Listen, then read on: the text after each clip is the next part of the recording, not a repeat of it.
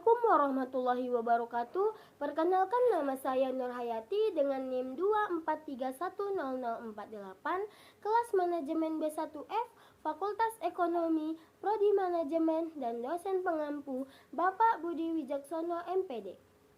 Baiklah, masuk kita ke dalam pembahasan materi. A. Tujuan menulis karya ilmiah. B. Jenis-jenis karya ilmiah. C.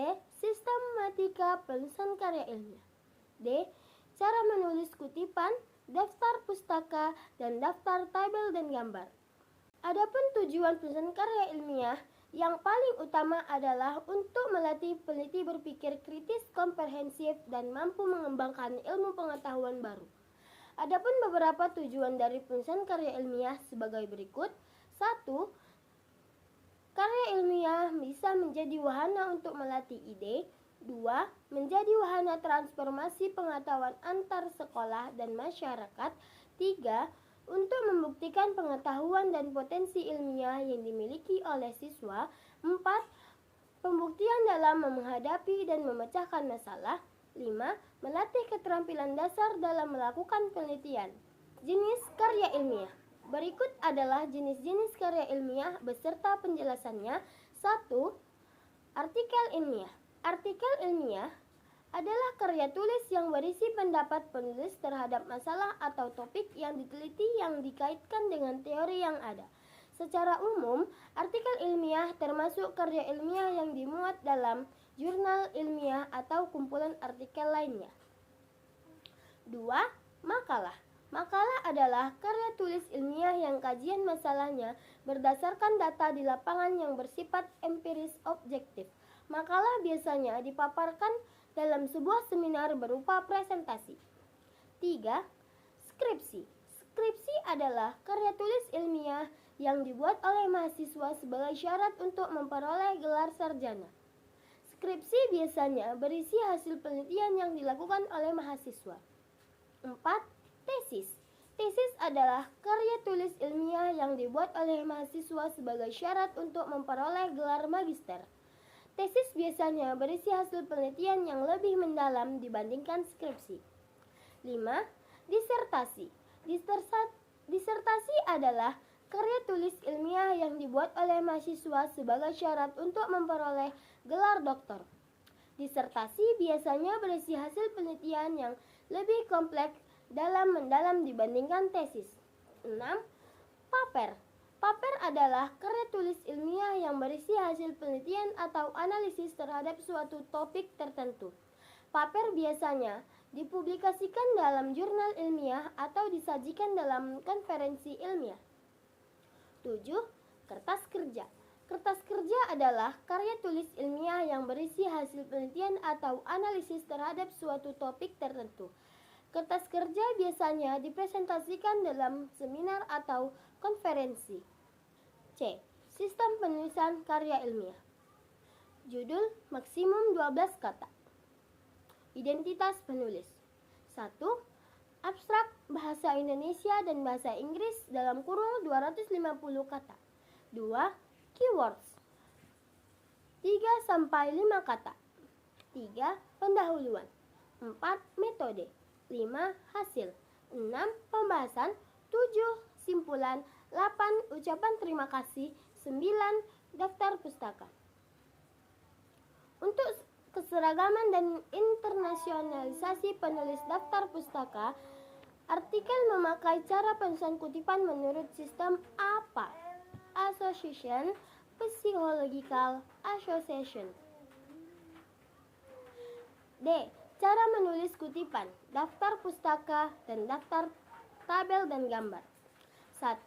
Penulisan istilah asing, kutipan dan rujukan. A. Kutipan atau cuplikan ditulis sesuai dengan naskah aslinya, baik yang berbahasa Indonesia maupun berbahasa asing.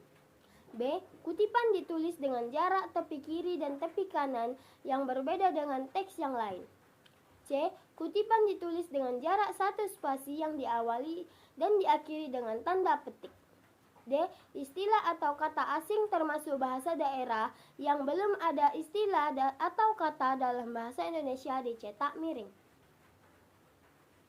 2. Penulisan tabel dan gambar, peta dan grafik. Beberapa hal yang perlu diperhatikan dalam penulisan tabel dan gambar.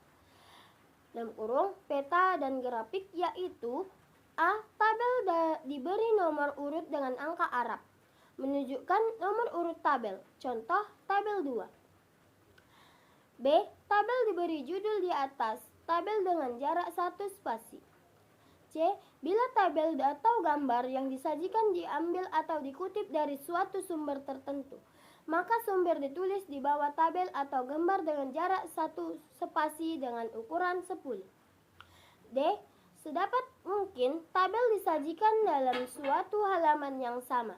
Apabila tabel lebih dari 1 halaman dan terpaksa harus diputus, maka dapat dilanjutkan dengan halaman berikutnya. Namun diberi keterangan lanjutan dan diberi judul tabel dan judul kolom dalam kurung kepala tabel. E. Penulisan data dengan angka desimal menggunakan tanda koma. F. Gambar diberi nomor urut dengan angka Arab, menunjukkan nomor urut gambar. Contoh, gambar 2. G. Gambar diberi judul di bawah gambar dengan 1 spasi. H. Sumber data ditulis melekat di bawah gambar dengan jarak 1 spasi dengan ukuran 10. 3. Penulisan daftar pustaka. Penulisan daftar pustaka menggunakan sistem Harvard. Beberapa hal perlu diperhatikan sedalam penulisan daftar pustaka, yaitu A. Setiap kepustakaan ditulis dengan jarak 1 spasi. Dengan jarak antar setiap kepustakaan adalah 2 spasi. B. Urutan kepustakaan disusun menurut abjad. C. Huruf pertama dari baris pertama keputusan ditulis dengan pada garis batas kiri tanpa idensi. Baris berikutnya, huruf pertama ditulis pada ketentuan ke-6. Yang penting konsisten dalam penggunaannya. D. Penulisan nama pengarang atau penulis dilakukan dengan cara untuk penulis pertama, nama keluarga ditulis lebih dahulu secara lengkap, sedangkan nama diri disingkat. Dalam kurung ditulis huruf pertama saja. Bila nama keluarga tidak diketahui, maka terakhir dari nama tersebut dianggap nama keluarga. Nama penulis kedua dan seterusnya ditulis nama lebih dahulu. Tidak perlu mencantumkan gelar akademis dari penulisan seperti Prof, Doktor, Insinyur, MMA, dan sebagainya. E. Antara nama penulis, tahun, judul, penerbit, kota dipisahkan dengan tanda titik. Kesimpulan.